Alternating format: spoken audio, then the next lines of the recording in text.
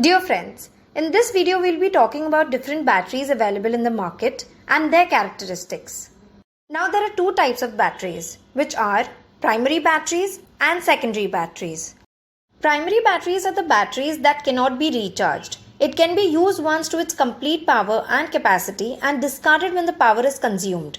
On the other hand, secondary batteries are rechargeable batteries. So as a general rule, secondary batteries can be reused again and again. Some of the types of secondary batteries are lead acid, nickel and lithium batteries. Let us understand the cost difference between the two. Secondary cells are not like the cells of the remote control or anything else. You must understand that the cells that you have been buying in your life so far are disposable cells. They can cost you rupees 10, 20 or 50. But secondary batteries are very expensive. They can cost you around 20k to lakhs of rupees, and that is not a small amount. These batteries need different kinds of care because they are rechargeable batteries. The more you can recharge them, the more benefit you will get out of it. What is a lithium battery? A lithium battery is a type of rechargeable battery and it is used in many products. There are various types of lithium batteries, which are NMC, LFP, LTO, LMO, LCA. Out of all these, only lithium titanate, which is LTO, is the chemistry that is worth mentioning here because that is the safest battery made so far and that has the highest number of cycles. But the problem with this type of battery is that it is very low with density. That per kg or space required is much more than any other types of batteries, and the weight is also much more. Plus it is at least 10 times more expensive than any other battery. That is why many manufacturers just overlook this type of battery because it is not commercially viable. Now we will be discussing about mostly used batteries, which is NMC, nickel manganese cobalt oxide and lithium batteries. These are typically lithium ion batteries. Let us understand the characteristics and differentiate them on the basis of the same. The cost of the battery depends on its performance, safety and demand for the same. NMC and LFP, as far as the cost is concerned, are similar. LFP mainly is manufactured in China only. There are a lot of big companies who are making very good high quality LFP cells, so both of them are good and they have certain advantages and disadvantages. Now we will talk about energy density.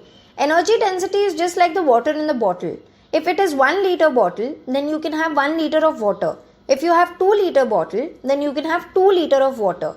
So this is called energy density. It is basically how much energy is stored in a cell. The unit of it is watt-hour per kg. As we told you earlier that the energy density is more in NMC compared to LFP.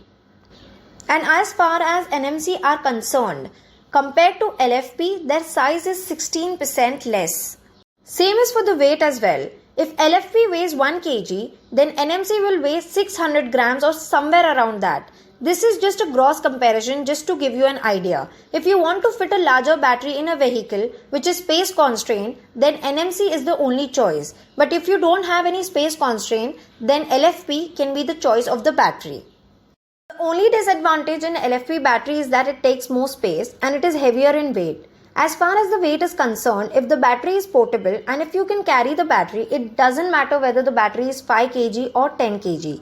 Space, yes, is the concern of the manufacturer because they are already short of space to provide you bigger range and bigger size of the battery. Some of the manufacturers, they know they cannot give you long range if they don't use LFP. Even Tesla has started using LFP batteries for the requirement of range, safety and lifespan of the batteries.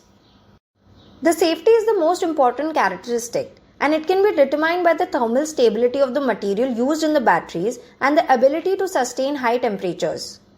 Temperature has a huge impact on batteries. NMC is basically more recommended for cold climate countries like US, Europe, Australia, New Zealand, China. So even if the battery gets hot, it very rarely goes into thermal rundown, especially if the battery is made properly and there is a cooling system.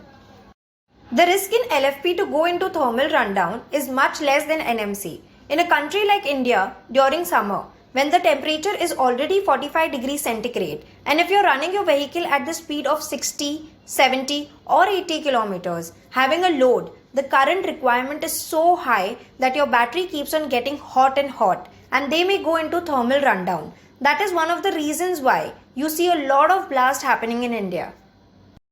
It's mainly due to thermal rundown because the manufacturer doesn't have a cooling system inside the battery. Such incidences are very rare in case of LFP because they can tolerate more temperature and they don't blast or catch fire. Also, NMC can catch fire, it can blast, and once it's blast or catches the fire, the whole scooter goes into flames, while LFP goes into fumes, so it doesn't harm the scooter or the person or to the surrounding. That is why LFP batteries are safe. You can remove the battery from the vehicle when it goes into thermal rundown and put it aside so that the battery goes completely into fumes. So once the battery has gone into thermal rundown, you will not be able to use the battery in any of the battery, be it LFP or NMC. But in NMC, you can't do anything about it. If you see that it is happening, you have to run away, go far as possible so that your vehicle will go into flames and get completely destroyed. Other than this, one of the most important characteristics is the lifespan of the battery. Factors such as depth of discharge, balancing and temperature determines the lifespan of the battery.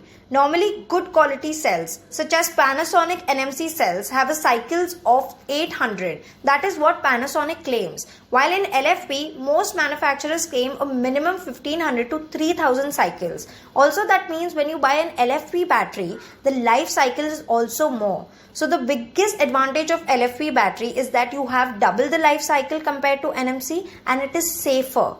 Talking about specific power. Specific power is the loading capability. Like how fast a battery can discharge, how much current it can give you. Because some tools require a lot of power instantly, just like a drill or heavy power tools. In a car, it does not matter because LFP and NMC are equally good. It's not just one cell which is used. It is a series of cells, 100 cell, 1000 cell or probably even 10,000 cells are used so that together they can emit a lot of power. So as far as power is concerned, I think LFP and NMC both are equally good. The last one is the performance of the battery. How well a battery can perform in different temperatures helps analyzing the performance of the type of the battery. Both NMC and LFP are equally good performers.